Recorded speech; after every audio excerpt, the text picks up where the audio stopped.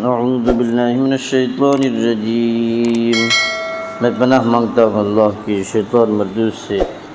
بسم اللہ الرحمن الرحیم، شروع کرتا ہوں اللہ کے نام سے جو بڑا مہربان نہایت رحم والا ہے۔ ان اللہ عنده علم الساعة وينزل الغیث وَيَعْلَمُ مَا فِي الْأَرْحَامِ وَمَا تَدْرِي نَفْسٌ مَاذَا تَكْسِبُ غَدًا وَمَا تَدْرِي نَفْسٌ بِأَيِّ أَرْضٍ تَمُوتُ إِنَّ اللَّهَ عَلِيمٌ خَبِيرٌ۔ قرآن کریم کے 21ویں پارہ میں سورہ لقمان کے چوتھے رکوع میں آیت نمبر 34 میں اللہ تعالیٰ ارشاد فرماتا ہے، اللہ ہی کے پاس قیامت کا علم ہے، وہی بارش برساتا ہے اور ماں کے پیٹ میں جو ہے اسے جانتا ہے، اللہ ہی جانتا ہے، اور کوئی بھی نہیں جانتا کہ کل کچھ کیا کرے گا کل کسی کو پتہ نہیں ہے، اور کسی کو یہ بھی معلوم نہیں کہ زمین کے کس ٹکڑے میں مرے گا، کس زمین میں مرے گا، کس زمین کے کس حصہ میں مرے گا۔ یاد رکھو کہ اللہ ہی پورے علم والا ہے اور صحیح خبر والا ہے۔ حضرت ابن عمر رضی اللہ عنہ سے روایت ہے کہ رسول اللہ صلی اللہ علیہ وسلم نے فرمایا، 5 چیزیں ہیں جن کو اللہ کے سوا کوئی نہیں جانتا۔ نمبر 1، جو رحم کے اندر ہے، یعنی ماں کے پیٹ میں لڑکا ہے یا لڑکی، اس کو سوائے اللہ کے کوئی نہیں جانتا۔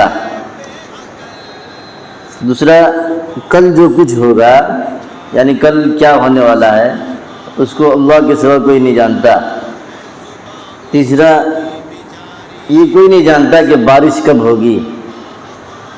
چوتھا ہے، یہ کوئی نہیں جانتا کہ وہ کون سی جگہ مرے گا۔ 5واں، یہ اللہ کے سوا کوئی نہیں جانتا کہ قیامت کب ہوگی۔ بخاری شریف جلد نمبر 3 پارہ نمبر 30 صفحہ نمبر 537 حدیث نمبر 2232۔ میرے عزیز دوستو، اب علم غیب کے مسائل بتا رہے ہیں۔ اب سوچ سمجھ کے پوری حقیقت کے ساتھ غیب کا جو علم ہے اللہ ہی کو ہے، باقی وہ جب بتائے معلوم ہو جائے گا، کسی کو بھی بتائے معلوم ہو ہی جائے گا، لیکن ہے اللہ کے پاس، باقی کسی کے پاس نہیں ہے۔ قرآن کریم میں پڑھ کے بتا دیا، حدیث شریف بھی پڑھ کے بتا دیا۔ علم غیب جو ہے 2 قسم کا ہوتا ہے، ایک ذاتی، دوسرا عطائی۔ اب جو ذاتی ہے وہ اللہ کے ہے، اللہ کے پاس ہے، اللہ ہی کو ہے اور کسی کو بھی نہیں ہے، اور اسی کو اصل علم غیب کہا جاتا ہے۔ اور ایک ہے عطائی، اس کو علم غیب کہا نہیں جاتا، یعنی اللہ کی طرف سے جب بتا دیا جائے تو عام طور پر شریعت کے محاورہ میں، شریعت کے زبان میں اب اس کو علم غیب نہیں کہا جاتا ہے۔ جیسے یہ قرآن ہے، علم غیب تھا، اللہ کے پاس تھا تو غیب میں تھا، کسی کو کچھ پتہ نہیں تھا۔ جب اللہ نے دے دیا، اتار دیا، اس میں نازل کر دیا محمد صلی اللہ علیہ وسلم پر، تب اس کو علم غیب نہیں کہتے۔ سب کو دکھ رہا ہے، سب پڑھ رہے ہیں، سب جان رہے ہیں، ترجمہ و تفسیر کر رہے ہیں، تب علم غیب کہاں رہ گیا یہ؟ ہاں، اس میں جو کچھ بیان کیا ہے وہ غیب کی چیزیں ہیں، ایسا ہے۔ تو غیب تفسیر کشاف کتاب ہے، مفسر 100 سال 800 900 سال پہلے کے ہیں، وہ لکھے ہیں کہ علم غیب ذاتی کو کہا جاتا ہے، بتا دینے کے بعد، سکھا دینے کے بعد اب اس کو علم غیب نہیں کہا جا سکتا۔ معمول سے، شریعت کے اعتبار سے، ڈکشنری کے حساب سے اس کو غیب ہی کہتے ہیں۔ جو آنکھیں میں نہیں دیکھے گا، دماغ میں نہیں گھسے گا، زبان سے نہیں بول سکتے، اس کو ادا نہیں کر سکتے، آنکھ سے نہیں دیکھ سکتے، اس کو غیب ہی کہیں گے ڈکشنری کے اعتبار سے۔ بہرحال کسی نبی یا ولی یا فرشتہ کو یا روئے زمین میں کسی کو بھی علم غیب نہیں ہے، اور حضور پاک صلی اللہ علیہ وسلم کو بھی نہیں ہے، کیونکہ یہ جو کچھ بھی ہے سب آپ کو اللہ نے سکھایا ہے، بتایا ہے۔ جس وقت جتنی ضرورت پڑی اتنا ہی اللہ پاک نے بتایا ہے۔ اللہ تعالیٰ کے جو خاص اور مخصوص بندے ہیں ان کو اللہ تعالیٰ کس طرح غیب کی باتیں بتاتا ہے، اس کا ذکر قرآن شریف میں ہے۔ قرآن کریم کے 25ویں پارہ میں سورہ شورا کے 5ویں رکوع میں آیت نمبر 51 میں اللہ تعالیٰ ارشاد فرماتا ہے ما کان لبشر ان یکلمہ اللہ الا وحیا او من وراء حجاب الی آخر۔ اس میں بتا رہے ہیں اللہ تعالیٰ قرآن شریف کے 25ویں پارہ میں، کسی بشر کا یہ مقام نہیں ہے کہ اللہ تعالیٰ اس سے روبرو بات کرے، آمنے سامنے ہو کے بات کرنے لگے۔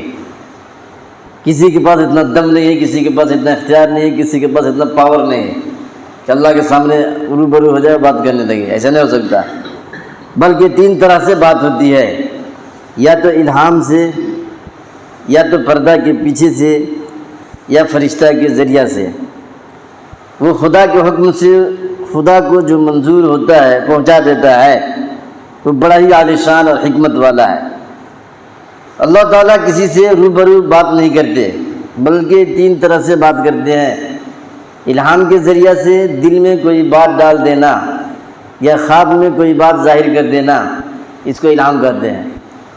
پردہ کے پیچھے سے مطلب یہ ہے کہ انسان ایک آواز سنے مگر بولنے والا اسے نظر نہیں آئے، جیسے حضرت موسیٰ علیہ السلام کے ساتھ ہوا کہ تو کوہ طور پر ایک درخت میں سے آواز تو آ رہی ہے لیکن بولنے والا نظر نہیں آ رہا ہے۔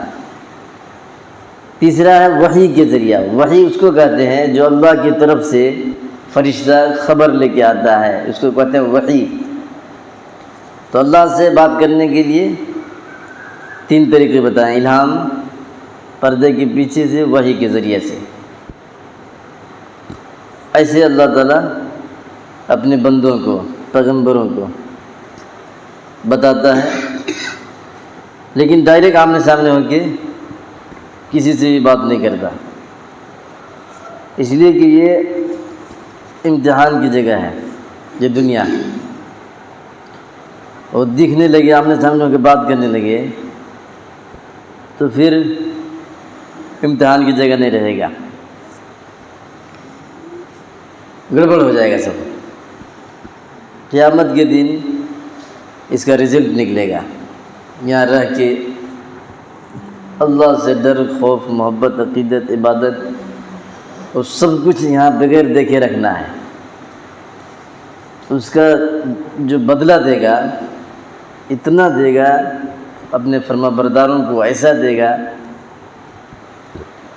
کافروں کو نہیں ملے گا، خالی دیکھ لے گا تو یہ بھی ان کو ایک عذاب، یہ بھی عذاب ہے۔ اللہ تعالیٰ کو فرما بردار لوگ دیکھیں گے، کافر لوگ نہیں دیکھ پائیں گے، یہ بھی ایک عذاب ہے۔ اللہ تعالیٰ فرما برداروں سے بات کرے گا جنتی میں، کافروں سے بات نہیں کرے گا، یہ بھی ایک عذاب ہے۔ تو مختلف قسم کا عذاب ہے۔ یہ امتحان کی جگہ ہے، یہاں پہ بغیر دیکھے ماننا ہے، اس پر ایمان لانا ہے۔